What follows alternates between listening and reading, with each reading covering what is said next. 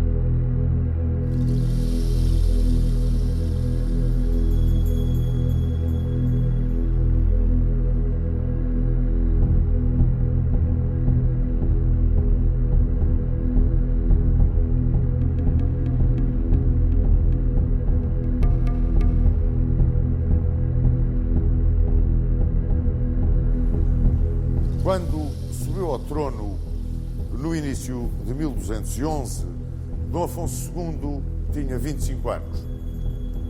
Era enfermiço, obeso, muito embora com um aspecto imponente, era um homem sem qualquer vocação militar, não tinha gosto nenhum pelas armas, mas em contrapartida tinha herdado de seu pai o gosto pela política interna, pelas lutas com o alto clero, pela centralização do poder real, pelo apoio do braço popular.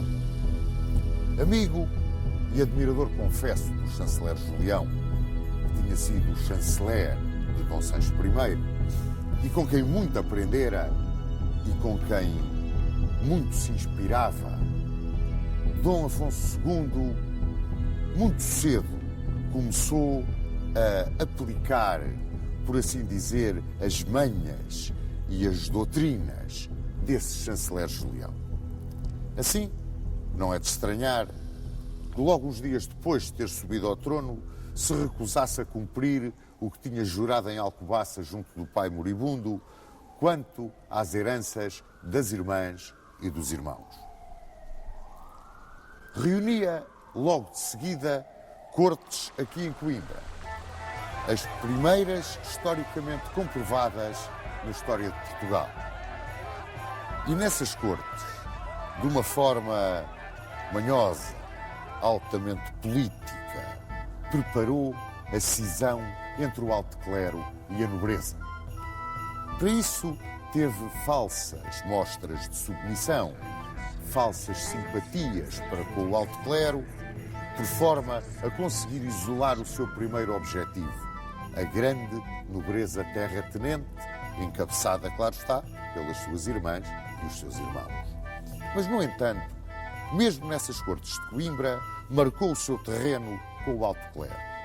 Assim, começou por dizer que ficavam muito limitadas as condições de aquisição de bens pela Igreja. E mais, e que muito embora continuassem dentro do campo jurídico de resolução dos prelados os conflitos de caráter violento ou as faltas de caráter violento cometidas pelos clérigos e demais membros da instituição religiosa, todas aquelas que implicassem dinheiros ou bens passavam para a alçada secular. Estava-se a ver mesmo qual era a ideia de Dom Afonso II.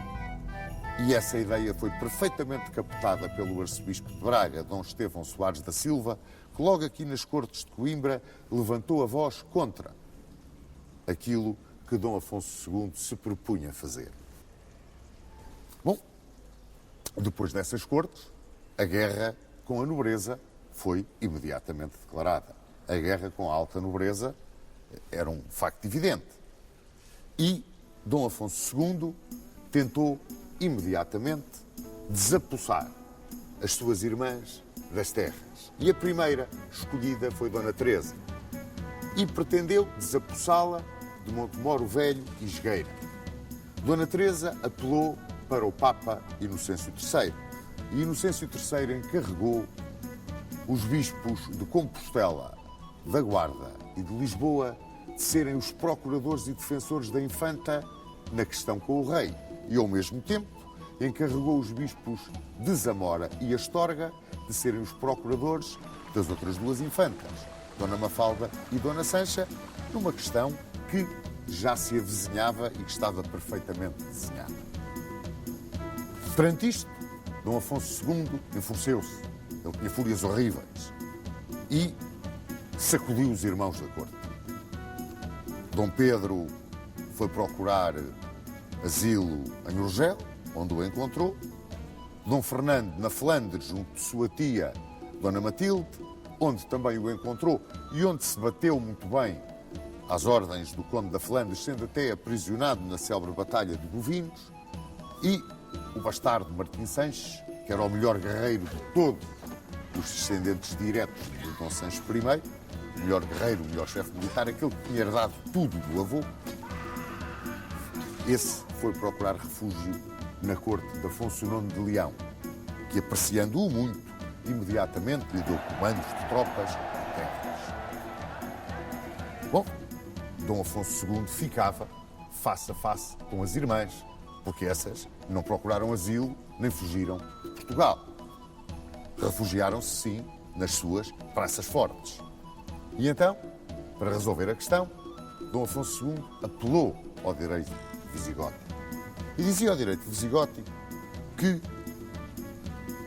de um rei só podia herdar o seu primogênito ou sucessor, mais ninguém.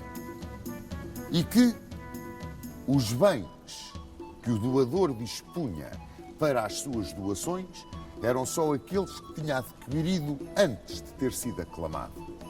Isto destruía completamente as disposições que, num momento de fraqueza, Dom Sancho I tinha tido e que não foram mais do que o esfacelar de toda a propriedade régia através das doações de vilas, castelos, terras que tinham deixado o seu sucessor Dom Afonso II numa gravíssima situação. Portugal, praticamente, estava na posse da alta nobreza do alto clero. O rei pouco ou nada tinha. Bom, para poder materializar a sua política, Dom Afonso II preparou-se para invadir as terras das irmãs, mas precisava de um pretexto válido. E esse pretexto surgiu quando Dona Mafalda doou aos hospitalários a sua cotada de bolsas. Começava ela, portanto, a desprender-se dos seus próprios bens. Podia aliená-los. Aliás, isso constava, como bem se lembram, do que Dom Sancho tinha determinado no seu testamento. Imediatamente, Dom Afonso II, com os seus homens de armas, mandou invadir a cotada de bolsas. E a seguir às terras vieram os castelos. Mas aí as coisas complicaram-se. Quando foi do início da luta entre a coroa e a alta nobreza, alguns ricos homens portugueses foram com Martim Sanches a refugiar-se em Leão. Quando se começou a desenhar a tentativa de ocupação dos castelos da herança das infantas, esses ricos homens que estavam em Leão vieram apoiar as infantas. E nisso foram seguidos, praticamente, em peso, por toda a alta nobreza que tinha ficado em Portugal. E a guerra entre a alta nobreza, apoiando as infantas, e o rei, que queria desapossar as infantas da sua herança, estava declarada. É nesta altura que Afonso VIII de Castela reacende a Guerra da Reconquista, que estava quase suspensa desde as tréguas de 1198. Era o novo emir de Marrocos, o Anazir, o homem que acabava de pregar a Guerra Santa por toda a Mauritânia e se preparava para vir invadir a península, cruzando o estreito.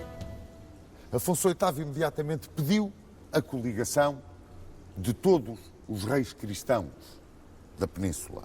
E, novamente, tal como no reinado anterior, como bem se recordam, Portugal e Aragão responderam à chamada, mas Leão e Navarra continuaram com o medo, o ciúme de Castela, procurando o trato com os reis mouros que estavam na península e não se quiseram imiscuir no conflito.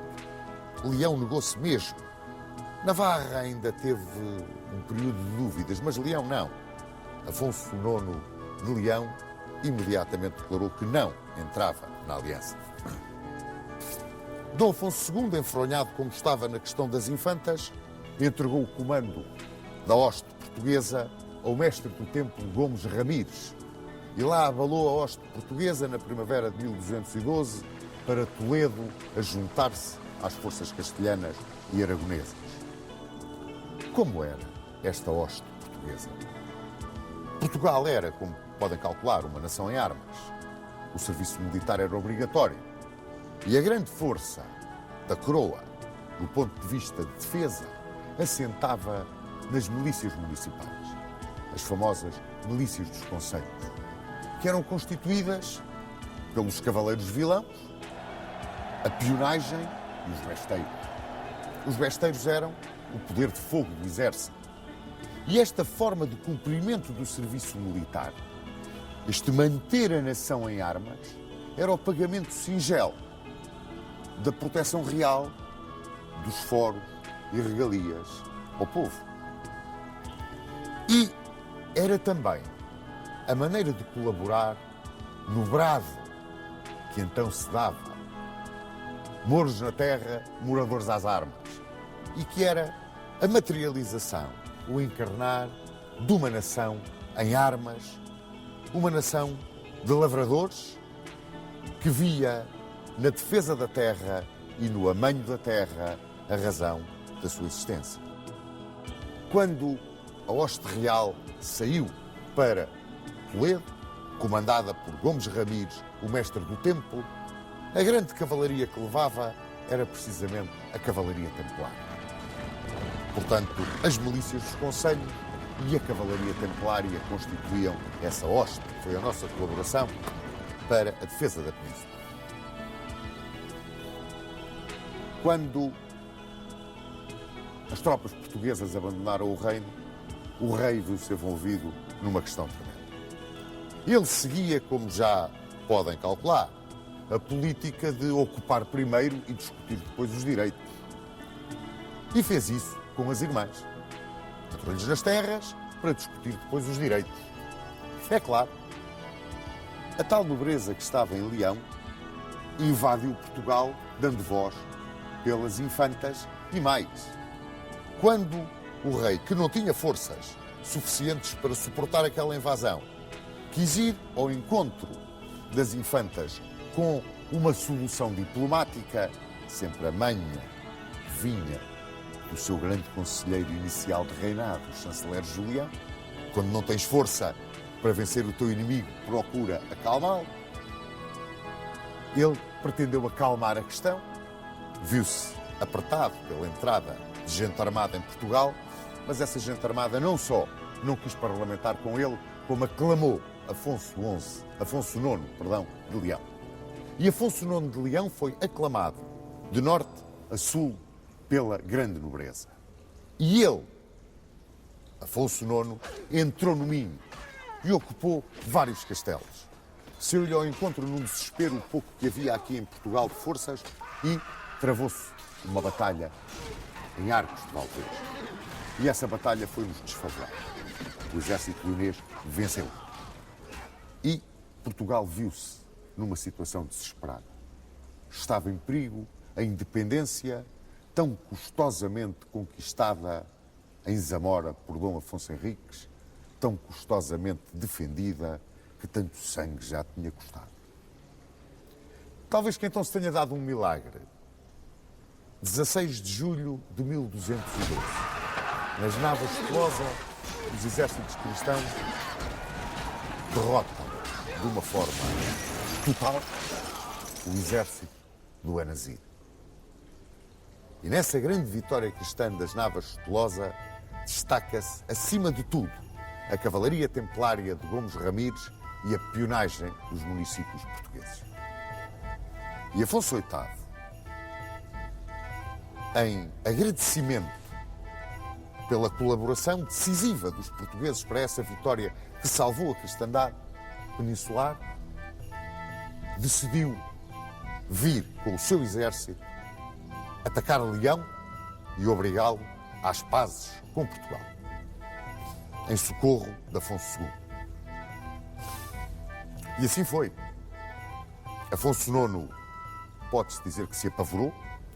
Os leoneses retiraram imediatamente de Portugal, aceitaram todas as condições de paz, entregaram todas as terras e castelos e mais que fosse, tinham a cristandade peninsular junta contra eles, e liberto da pressão do vizinho, soara agora para Dom Afonso II a hora de ajustar as contas.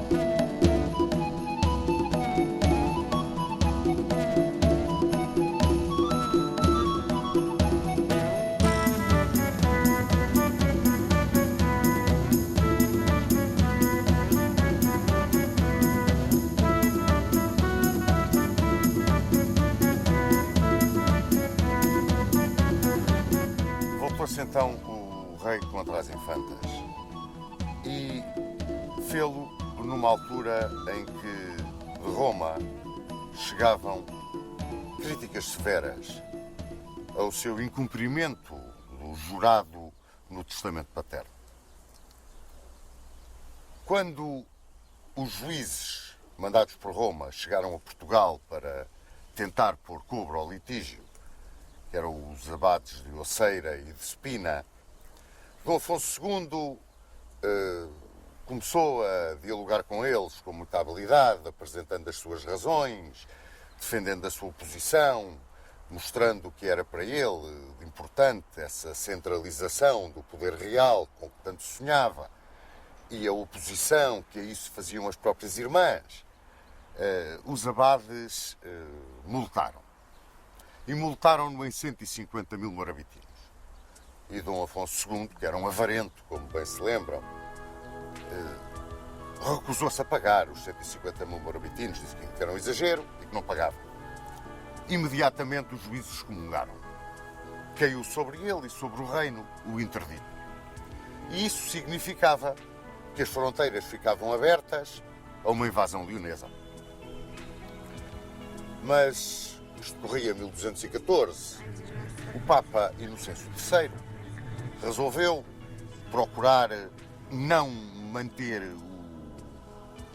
a excomunhão sobre Portugal e sobre o rei e achar uma solução para o conflito que agradasse a ambas as partes, até porque o Papa necessitava que, numa península que estava em plena cruzada da Reconquista, digamos assim, houvesse paz entre os cristãos e que não houvesse nenhum daqueles monarcas excomungado. E então mandou ouvir novamente o processo, mandou fazer nova inquisição ao processo e decidiu que não era justo, não era admissível, digamos assim, que os castelos pertencessem a particulares. Determinou que os castelos passavam para a posse do rei, ficando as infantas com as vilas e os rendimentos. Resolvia-se assim, mais ou menos, a questão das infantas. Vamos ver que ainda se alargou um bocado. Mas levantou-se o interdito a Dom Afonso II e parecia que tudo tinha acalmado. Não tinha. Em 1216, o rei lança-se numa luta frontal contra o clero e contra a nobreza. E lança-se numa luta frontal, determinando a execução de confirmações gerais. Aqui, em 1220, seguiram as inquirições. Estas confirmações e as inquirições eram ações administrativas para procurar pôr cobro aos abusos que o clero, a nobreza e até os conselhos faziam com a posse indevida de terras e bens que pertenciam à coroa. Estas confirmações, que havia vários tipos de confirmações.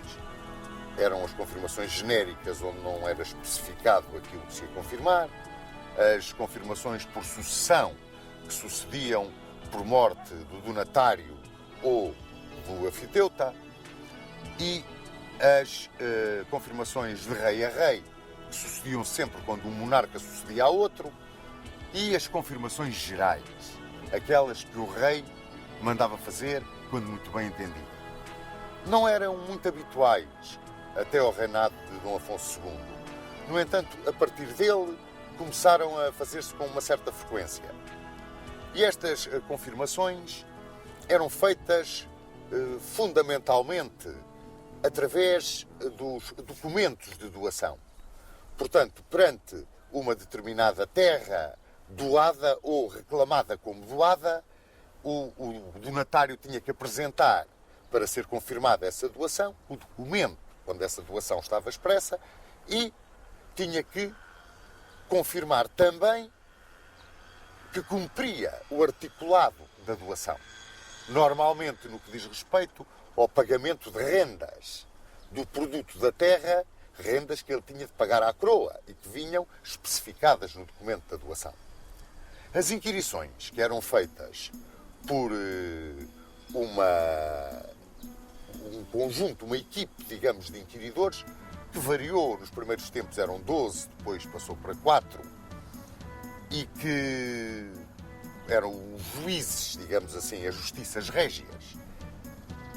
Esses iam perguntar a pessoas dos lugares que estavam englobados na doação se cumpria o que estava determinado na concessão da terra, sobretudo no que diz respeito ao comportamento perante a coroa. É claro que estas inquirições e até as confirmações, mas as inquirições eram uma prova do poder real. Quer dizer, eram um sinal exterior do poder do rei. Porque eram feitas, muitas vezes, sobre cotos. Ou seja, terras que estavam vedadas ao acesso dos funcionários régios. Esses cotos, na altura de Dom Afonso II, foram, não direi invadidos, mas os funcionários régios foram lá fazer os inquéritos junto dos moradores. É curioso que estas medidas não agravavam só o clero e a nobreza, agravavam também os concelhos. Porque os concelhos, sobretudo aqueles concelhos limítrofes na zona de fronteira, também às vezes iam buscar o seu bocado de terreno à propriedade da coroa. Era sobretudo tirado nos reguengos, os reguengos que eram terrenos que pertenciam ao rei na altura da Reconquista, quando os mouros abandonavam determinado território, esse território passava para o rei, para a posse do rei. Umas vezes era doado através da concessão de forais, na política de povoamento que vimos com Dom Sancho I, mas outras vezes não eram doados, não havia forais, aquilo pertencia à coroa. E os concelhos às vezes iam lá buscar o seu bocado de terra. E como se lembram, havia aquele grito, mouros na terra, moradores às armas, que significava que a terra que era arroteada era aquela que era defendida. E as populações sentiam aquela terra como sua. Se chegavam os funcionários régios e lhes queriam tirar a terra porque não havia documento justificativo de que aquela terra era do concelho, os moradores não ficavam grandemente satisfeitos. E isso atuou um bocado como elemento isolador de Dom Afonso II. Ele ficou isolado da nobreza, do clero e das próprias populações dos concelhos. Foi um erro que ele cometeu. Ele andou um bocado à frente daquilo que eram os costumes do seu tempo de rei. Entrava 1217 e em Santa Cruz de Coimbra começava-se a ouvir falar de Fernando de Bulhões. Fernando de Bulhões, que ali professara, que estava a trabalhar nas enfermarias, que tratava dos pregadores, dos franciscanos que passavam por Santa Cruz e que, de tal forma, se entusiasmou com a vivência, com a filosofia, com o carisma dos frades menores, que seguiu com eles para Marrocos, tornou-se amigo de São Francisco de Assis, foi um extraordinário pregador, foi um homem de uma vida exemplar, um homem que encheu de prestígio e de glória o nome de Portugal e da cidade de Lisboa, onde tinha nascido e onde é tão celebrado e festejado, talvez de uma forma que não tem absolutamente nada a ver com aquilo que ele foi e que é o nosso Santo António de Lisboa. Morreu em Pádua em 1231 e pouco depois foi canonizado pela Igreja. Foi um caso de canonização extremamente rápida. Tais foram os milagres que lhe foram atribuídos. Ora, Na primavera de 1217, arribou a Lisboa uma esquadra de cruzados alemães que iam para a Terra Santa. E o bispo de Lisboa, Dom Soeiro, aproveitou a chegada daqueles cruzados para os convidar a, juntamente com tropas portuguesas, conquistarem a praça de Alcácer do Sal. A 10 léguas de Lisboa, Alcácer do Sal era, além de ser uma posição estratégica extraordinariamente importante, era um espinho cravado no flanco atlântico da reconquista cristã. Sem qualquer interferência de Dom Afonso II, que era um homem, como se recordam, um bocado apartado das questões militares, Dom Soeiro, que era muito amigo do rei e era mais um guerreiro do que um prelado, e o bispo de Évora, depois dos cruzados aceitarem as condições que foram oferecidas, pregaram a cruzada de Alcácer. E nisso foram muito apoiados através da sua bênção do Papa, pelo Papa. Ora, as forças portuguesas que vieram conquistar Alcácer do Sal eram constituídas fundamentalmente pelas tropas dos concelhos. Aquelas milícias concelhias, formadas pelos cavaleiros vilãos, a pionagem, os besteiros, e também pelos esquadrões das cavalarias das ordens militares, do Templo, do Hospital de Santiago de Espada. Em agosto de 1217, os bispos, marchando por terra com as tropas dos concelhos, chegaram diante de Alcácer, ao mesmo tempo que os cruzados por mar aqui chegavam, e imediatamente puseram cerco ao castelo e iniciaram as operações de assédio. Era fronteiro de Alcácer Ben Vazir, que foi um grande guerreiro que os mouros tiveram na península. E Ben Vazir, certamente informado pelos seus espias, porque os havia muitos dentro do território já reconquistado pelos cristãos, foi certamente informado, como vos disse, de que estava preparada uma grande operação para vir contra Alcácer e pediu o apoio das taifas de Sevilha e Badajoz. E o que sucedeu foi que, enquanto decorriam as operações de assédio, os combates violentíssimos para tomar a Praça de Alcácer, apareceram as forças mouras de Sevilha e Badajoz e os sitiadores passaram a sitiados. Portanto, os cristãos que cercavam a praça viram-se de repente cercados pelos mouros. E a situação agravou-se ao ponto de se julgar a empresa perdida. Até que surgiram finalmente os esquadrões das 3 ordens militares que para aqui vieram combater.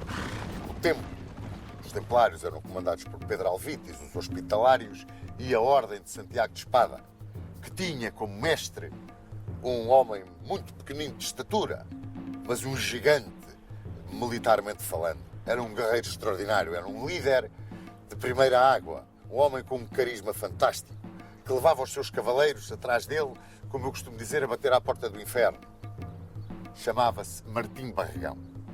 E foi ele que comandou as forças cristãs na batalha campal que então se travou neste terreno, nesta campina que está atrás de nós e que ficou chamada a Batalha de Alcácer.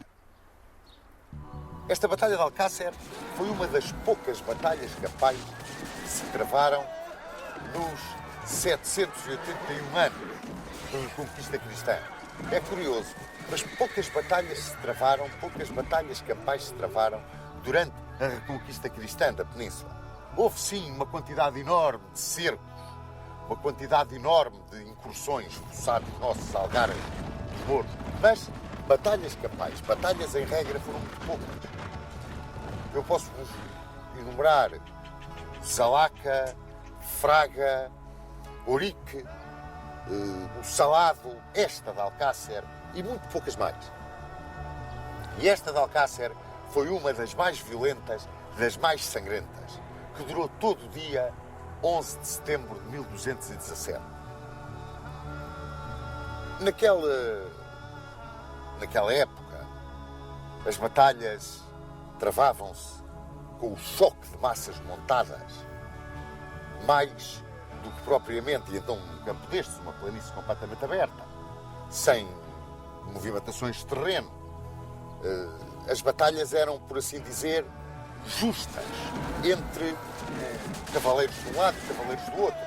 A ideia destas batalhas em campo aberto, sobretudo entre exércitos cristãos, ainda no início do século XIII, era mais a ideia de derrubar o cavaleiro, aprisioná-lo e pedir o seu resgate. Ora, isso não sucedia na Reconquista cristã, com o espírito de cruzado ou fanatismo religioso. Eram quase batalhas de extermínio. E batalhas onde o poder de choque da cavalaria cristã se sobrepunha, na maior parte das vezes, à ligeireza da cavalaria dos muçulmanos. Esse poder de choque da cavalaria cristã, que vinha, isto a título de mera curiosidade, desde os meados do século IX, quando, com Carlos Magno, a cavalaria começou a montar em arreios, com estribos, o aparecimento dos estribos, deu à cavalaria o poder de choque que até ela não tinha.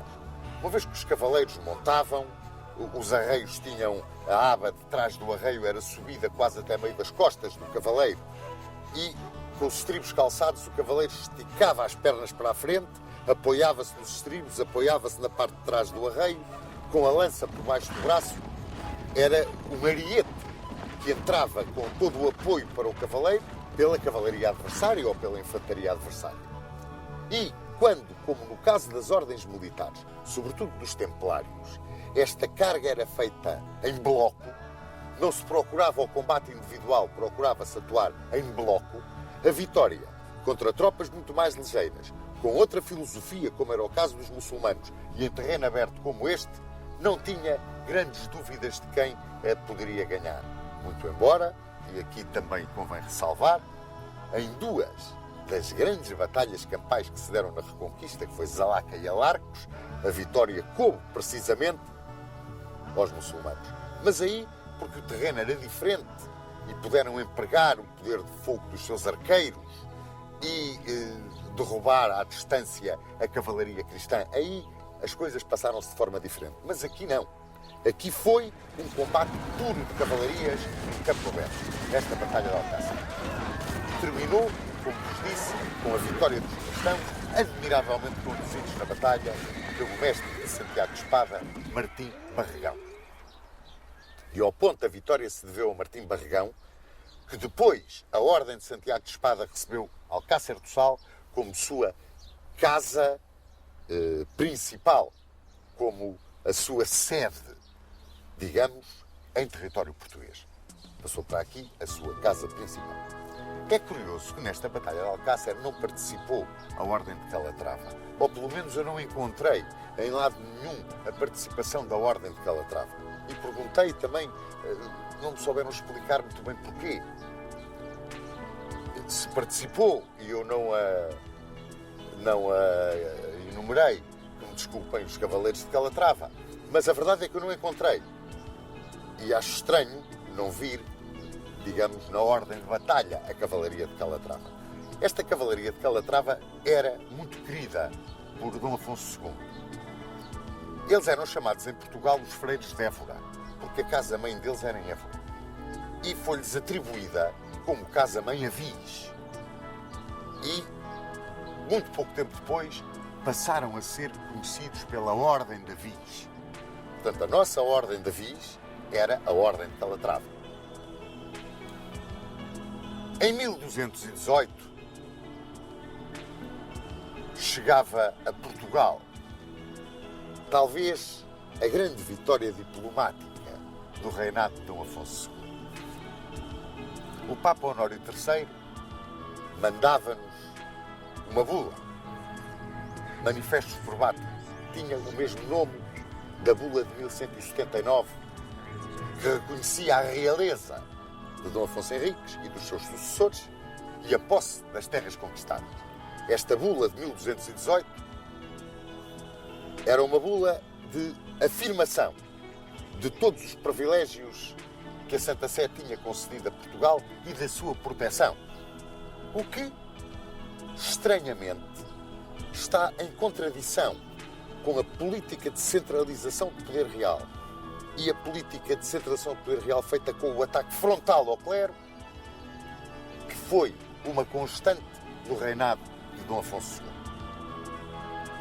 Eram ministros do rei, nesta altura, Pedro Anes, Gonçalo Mendes e o Deão da Sé de Lisboa, Mestre Vicente, que era um grande discípulo do chanceler Julião. Com certeza lembram-se do chanceler Julião, o homem que Dom Afonso II tanto admirava, tinha sido o chanceler de seu pai, Dom Sancho I. E foi precisamente por causa deste Mestre Vicente que Dom Afonso II travou com o poder do clero o mais agudo de todos os conflitos do seu reinado.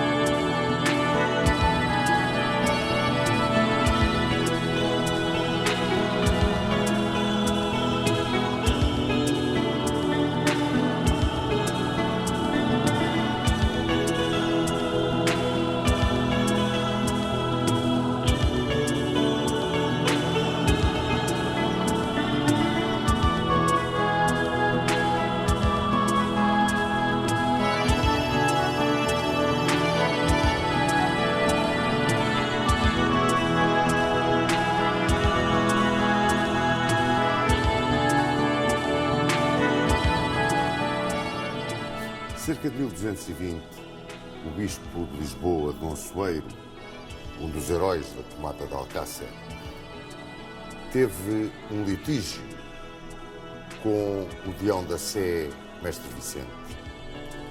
E Dom Afonso II favoreceu o Mestre Vicente nesta questão. Quando se agravou o litígio e o bispo expulsou o seu Deão da Sé, o rei recebeu o Mestre Vicente no paço, tratou-o muito bem e cumulou-o de gentilezas e benesses, o que revoltou e irritou profundamente o bispo de Lisboa. Agravava-se assim novamente o conflito entre o clero e o trono e, nesta altura, o arcebispo de Braga, Dom Estevão Soares da Silva, apoiou mais uma vez frontalmente a luta do clero e entrou em choque com o rei. Dom Estevão Soares da Silva era o prelado mais representativo e de maior prestígio que havia em Portugal. Vinha-lhe esse prestígio das posições frontais e muito bem estruturadas que ele tinha tomado na questão da primazia com Toledo. Este choque levou a que o rei tomasse uma série de iniciativas para prejudicar fortemente o arcebispo de Braga. E o arcebispo de Braga excomungou Dom Afonso II. Como retaliação a esta excomunhão, Dom Afonso II mandou uma alçada às terras do arcebispo de Braga, acompanhada por milícias municipais e por vários fidalgos que apoiavam o rei, e saqueou, pilhou, roubou, incendiou, pôs a ferro e fogo as terras do arcebispo. E o arcebispo fugiu. Fugiu e foi-se refugiar junto do Papa Honório III, reclamando das injustiças e das perseguições do rei. E Honório III encarregou os bispos de Tui, Placência e Astorga de trazerem à razão Dom Afonso II e fazerem-no devolver e indemnizar o arcebispo de Braga, devolver-lhe as terras e indemnizá-lo. Dom Afonso II não ligou a isso e continuou com a sua política. E dentro dessa sua política enviou uma devassa à terra de Límia para que se pilhasse e saqueasse um coto, o coto de Herveredo de Límia, que pertencia ao arcebispo de Braga e que estava dentro das terras da Galiza, pois Límia pertencia à Galiza. Era fronteiro da Galiza o bastardo real Martim Sanches, bastardo de Dom Sancho I, meio-irmão, portanto, de Dom Afonso II, com quem não se dava nada bem. Tinha um ódio muito grande entre os dois. E era fronteiro de Límia e de Toronho. Ele tinha-se refugiado no Reino de Leão e Afonso IX gostava muito dele. Achava que ele era um grande guerreiro, um grande capitão. E realmente depois ilustrou-se na Batalha de Terrada contra os mouros. E Martim Sanches só estava à espera de uma oportunidade para vir ajustar contas com o irmão a Portugal. E essa oportunidade surgiu quando o coto de Herveredo, que tinha sido doado por Afonso IX ao arcebispo de Braga, foi assaltado e saqueado pelas milícias municipais e pelos senhores de Dom Afonso II na sua perseguição ao arcebispo. E Martim Sanches entrou em Portugal, foi direito a Ponte de Lima. Dom Afonso II levantou as milícias municipais e foi contra ele. Quando chegou a Santo Tirso, retirou para Gaia e entregou o comando das suas forças a 3 senhores. Quando a milícia portuguesa, a milícia municipal, focou contra as forças de Martim Sanches em Barcelos, foram derrotados. As forças reais retiraram sobre Braga, foram derrotados novamente. E retiraram sobre Guimarães e novamente derrotados, viram-se cercados por Martim Sanches no castelo de Guimarães. Foi nesta altura que Afonso IX de Leão invadiu Portugal por trás dos montes e tomou Chaves sem resistência. O norte do país estava a ferro e fogo. E quando Martim Sanches e Afonso IX de Leão retiraram do norte do país carregados de despojos, Chaves ficou ocupado como um penhor, uma garantia dos direitos das infantas que voltavam a reclamar junto do Papa Honório III, como muito bem se recorda. Estas invasões do território português eram facilitadas pelo interdito que o arcebispo de Braga tinha lançado sobre Dom Afonso II e os seus ministros. Uma vez excomungado o rei, o território estava aberto a quem o quisesse pilhar e nele entrar e destruir, saquear, queimar, o que aconteceu no norte do país durante esta questão. Dom Afonso II sentiu-se então perto do fim. Estava leproso. E o povo achava até que a doença do rei era um castigo por todo o mal que ele tinha feito à Igreja. E Dom Afonso II resolveu pedir ao Papa que o libertasse da excomunhão. O Papa encarregou como delegado junto de Dom Afonso II para tratar do levantamento da excomunhão Dom Soeiro Gomes, que era o prior dos dominicanos. Desde 1212 que a infanta Dona Sancha tinha dado Monte Junto Açoeiro Gomes, que veio para Portugal para aqui instituir a Ordem de São Domingos. Ele que era um admirador, um seguidor de São Domingos de Gusmão. Foi um extraordinário pregador, ele que tinha sido um grande guerreiro. E quando veio para Portugal, aparecia roto, pobre, a pregar a concórdia e a paz, numa altura em que os membros da Igreja apareciam poderosos, carregados de ouro, recebendo os impostos. E o povo adorou-o e chamou-lhe santo.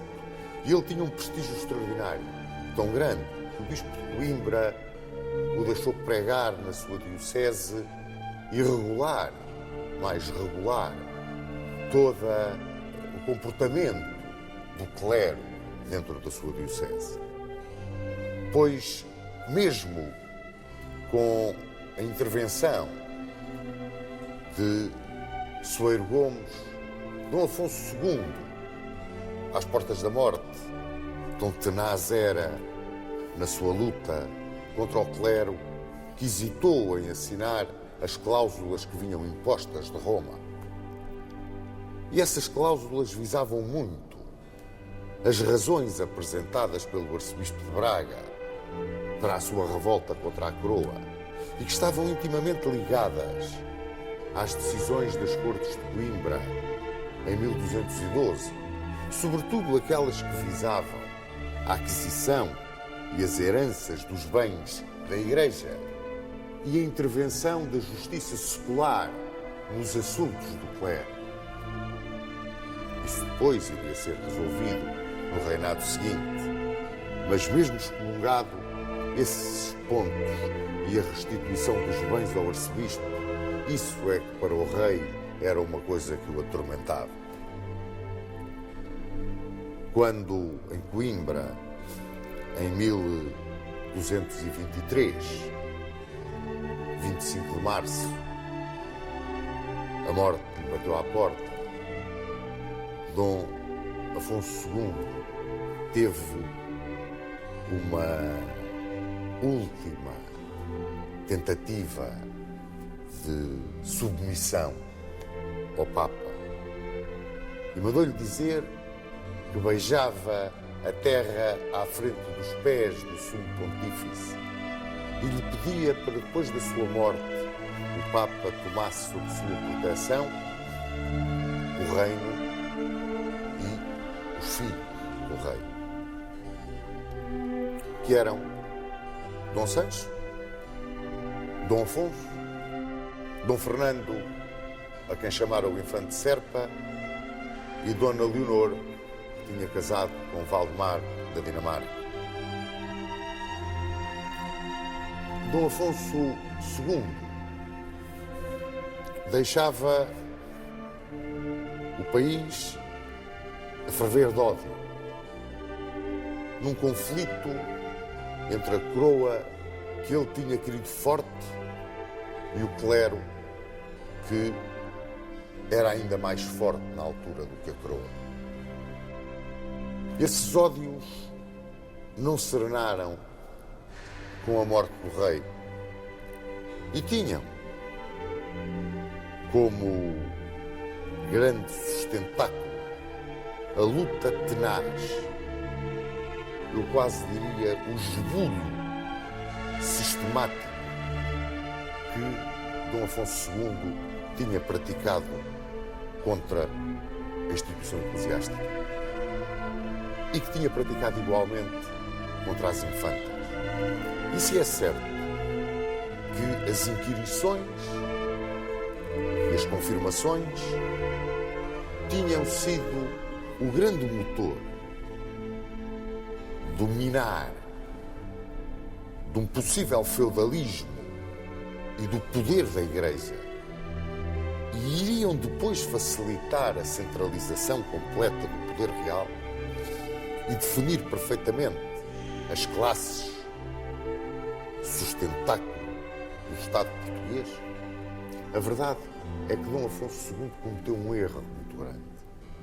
É que nesta sua luta contra as classes privilegiadas se esqueceu de procurar o apoio do braço popular, que, muito embora ainda estivesse muito fraco, podia ter-lhe dado o apoio necessário para conseguir uma vitória contra a nobreza e contra o clero e não deixar aos seus herdeiros o gravíssimo problema que, inclusivamente, originou uma guerra civil em Portugal.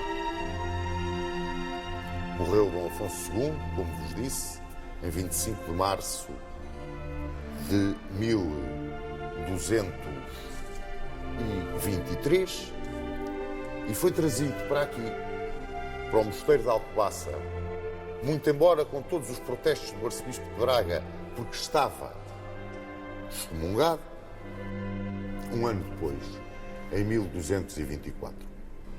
Dizem que o levantamento da excomunhão já vinha a caminho do reino quando o rei faleceu.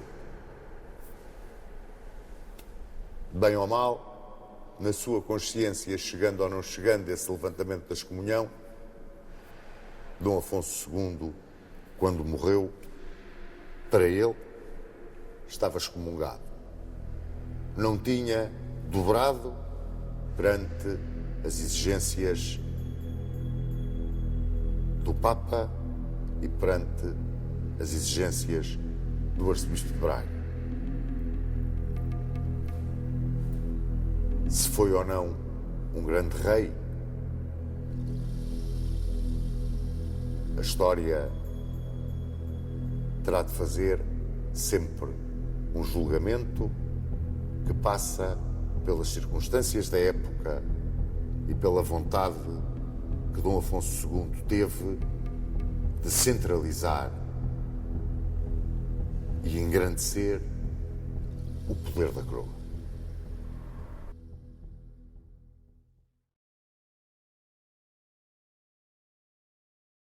O reflexo da luta de Dom Afonso II pela centralização do poder real parece ao Sr. Dom Duarte que teve uma repercussão ao longo da nossa história.